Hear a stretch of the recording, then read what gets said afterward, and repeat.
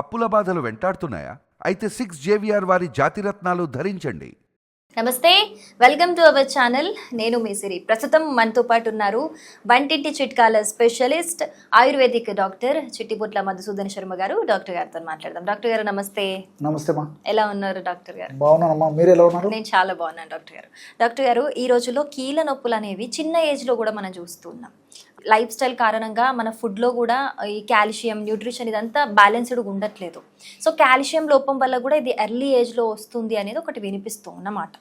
So ఈ calcium అనేది మంచిగా పెంచుకోవాలన్నా, అలాగే ఎర్లీ ఏజ్లో కావచ్చు, లేకపోతే ఆల్రెడీ కీళ్ళ నొప్పులతో బాధపడుతున్న వాళ్ళకైనా సరే అవి తగ్గాలంటే ఒక మంచి హోమ్ రెమెడీస్ చెప్పగలరా డాక్టర్ గారు? తప్పకుండా. ఇక్కడ ఒకటి మనం గమనించాలి, కాల్షియం లోపం వల్ల కీళ్ళ నొప్పులు, ఎముకల నొప్పులు ఇలాంటివి వస్తుంటాయి, కండల నొప్పులు కూడా వస్తుంటాయి. ఇది వాస్తవ సత్యం. ప్రధానమైన కారణం, మిగతా అనేక రకాల కారణాలు ఉన్నప్పటికీ కాల్షియం లోపం వల్ల ఎక్కువ శాతం మందిలో ఇలాంటి సమస్యలు వస్తుంటాయి.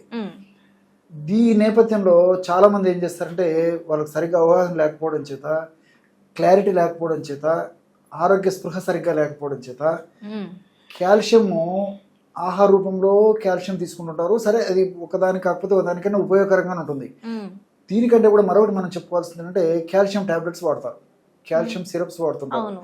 సో ఇక్కడ గమనించాల్సిందంటే, మన బాడీలో డి విటమిన్ అనేది తక్కువ ఉంటే మీరు టన్నులు కాల్షియం మింగిన పనిచేయదు.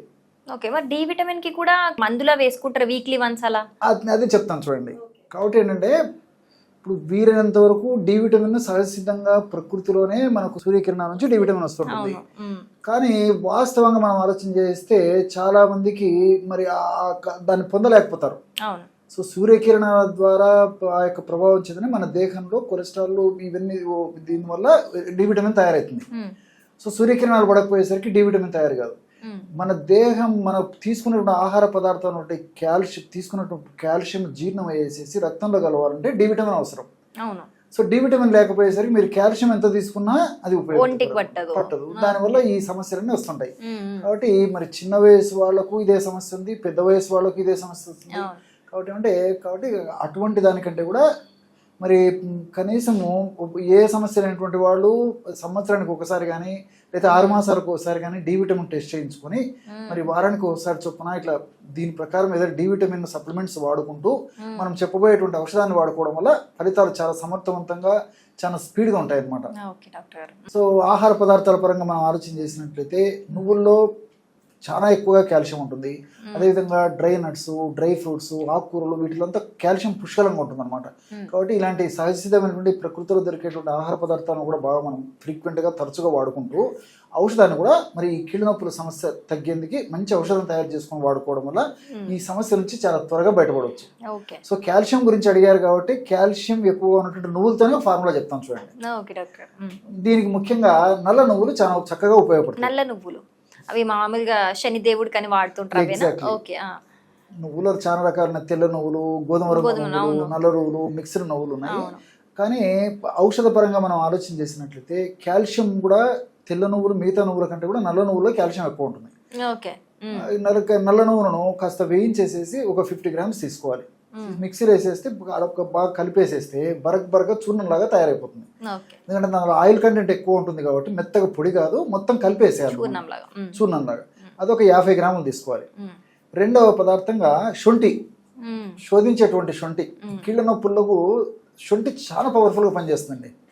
ఆ శొంఠి పొడి మనకు మార్కెట్లో దొరుకుతుంది, ఒక 50 grams తీసుకోవాలి. మూడవది అశ్వగంధ చూర్ణం. ఈ అశ్వగంధ చూర్ణం అనేది మనకు మార్కెట్లో దొరుకుతుంది, అశ్వగంధ చూర్ణం. ఇది ఒక 50 grams తీసుకోవాలి.